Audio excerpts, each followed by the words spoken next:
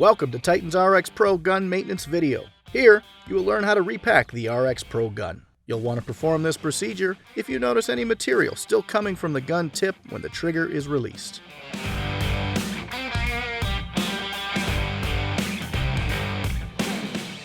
First, remove the tip and tip guard from the gun. Next, while depressing the trigger, use a wrench to loosen and remove the diffuser. Note which side of the seat was touching the needle and mark it so the other side is used on reassembly. If the seat came out of the gun with the diffuser, tap the diffuser on the table or other surface to get it to drop out. If the seat stayed in the gun, snap the trigger open and closed a few times to pop it out. If it will still not release, a heat gun may be needed to warm it up, allowing the reversible seat to come out of the gun housing.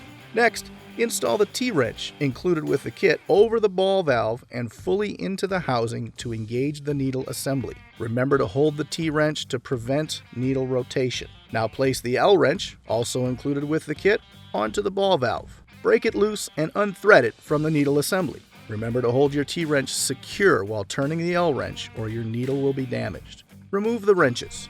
You can now install your new ball valve by starting the threads with your L-wrench. Once it is started, use your T-wrench to hold the needle secure again while tightening the ball valve with your L-wrench. Take a moment to check and ensure that your seat seal is still inside the diffuser. If it came out, place it around the seat.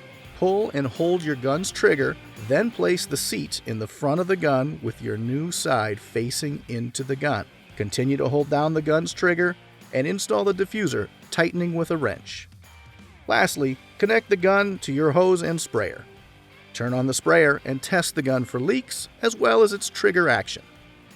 Thank you for watching this maintenance video for Titan's RX Pro gun. If you have any questions, please refer to your user manual or contact Titan's technical service team.